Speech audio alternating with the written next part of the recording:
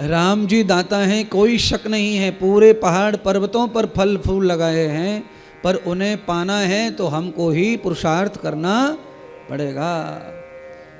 अच्छा, धरती में चारों ओर पानी, सोना, तांबा, चांदी, हीरा सब धरती में छुपा हुआ है, पर किसी को मिल थोड़ी रहा है वो घर बैठे।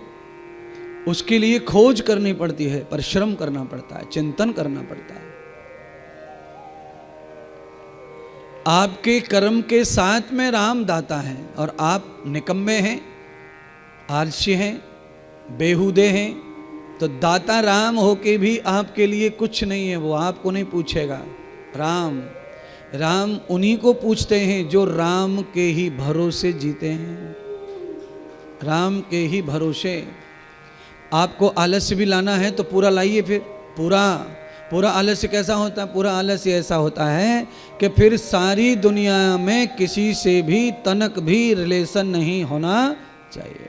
आपका कैसा आलस्य होता है? आपका अधूरा आलस्य होता है। आपको जो अच्छा लगता है उसके लिए एक्टिव रहते हैं, जो अच्छा नहीं है उसके लिए पड़ जाते हैं, भाड़ में जाओ।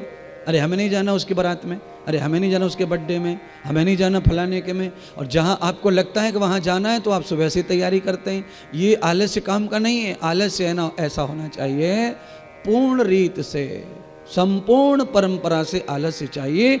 चाहे कोई निकट वाला हो, चाहे कोई दूर वाला हो, फिर किसी के यहाँ नहीं जाना है तो नहीं जाना है।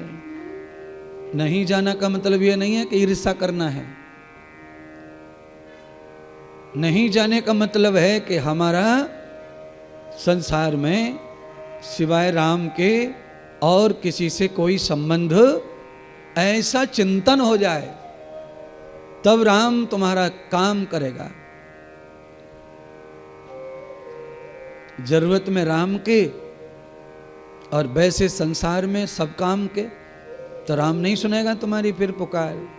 क्यों? राम को पता है कि ये काम पड़ने पर ही आता है।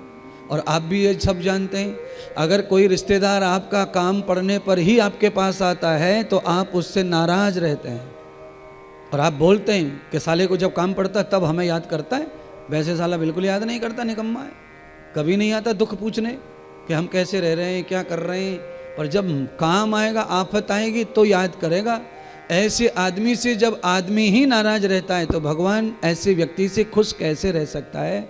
इसीलिए मतलब और ज़रूरत में किसी के साथ में रिश्ता नहीं जोड़ना है। रिश्ता अगर जोड़ना है किसी से भी तो इसलिए जोड़ना है कि सब परमात्मा के बंदे हैं, सब परमात्मा के ही अंश हैं, सब में परमात्मा है, इस भाव से रिश्ता जोड़ना है। अन्यथा ये भाव नहीं है तो किसी के साथ रिश्ता जोड़ने की ज़रूरत नहीं है, क्योंकि कोई रिश्तेदार संसार में होता नहीं है। सारे रिश्तों में फिर ये रिश्ता नहीं चलता, वो नहीं चलता, ये आदमी नहीं चलता, वो आदमी नहीं चलता। मैं तभी प्यार करूँगा जब ये इससे नहीं बोलेंगे, उससे नहीं बोलेंगे, इसको नहीं देखना, उसको नहीं देखना, इसकी क्यों सोची, इसका भला क्यों किया, इसका नहीं करना चाहिए था, मैंने तो तभी प्यार किया है, मैंने तो तभी चाहा। ये रिश्ता नहीं है, ये केवल और केवल तुम्हारी तृष्णा है, ये तुम्हारी इच्छाओं की पराकाष्ठा है, ये रिश्ता नहीं है। रिश्ता कौन सा है? कथा सुनिए, रिश्ता कौन सा है? राजा बलि को भ्रमित कर दिया शुक्राचार्य ने। शुक्राचार्य महान गुरु हैं, उन्होंने राजा बलि को भ्रमित कर दिया कि ये विष्णु है, विष्णु ये तुम्हें ठगने आया है।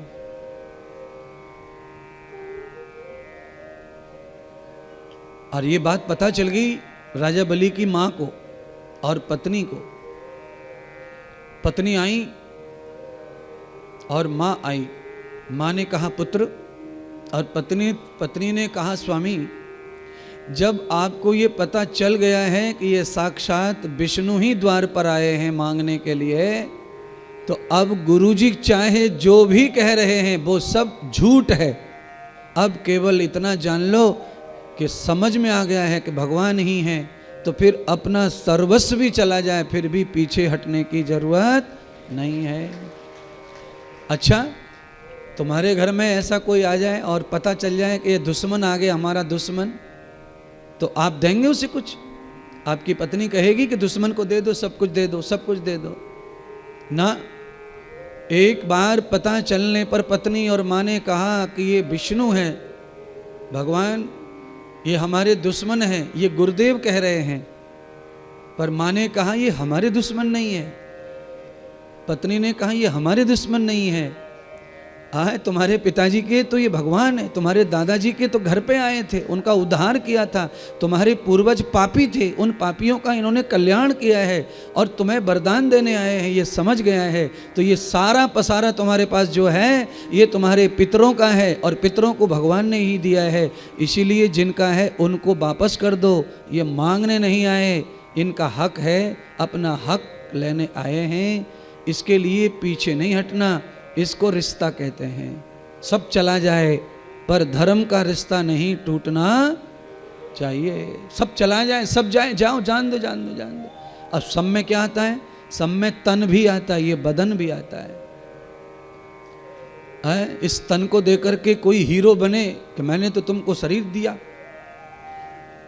मैंने तो ये तन ही तो दिया है। अभी दो चीज रह गई ना, मन और धन, वो कहाँ दिया? आपने दान किया है, अभी दो चीज रह गई ना, मन और तन, वो कहाँ दिया है? आपने मन दिया है ना, अभी दो चीज रह गई, फिर धन और तन, ये कहाँ दिया? ये तीनों का दान समान रूप से समर्पित हो जाए तब रिलेशन माना जाएगा, अन्यथा रिलेशन मतलब का ही रहेगा, उसमें कोई सच्चाई नहीं है।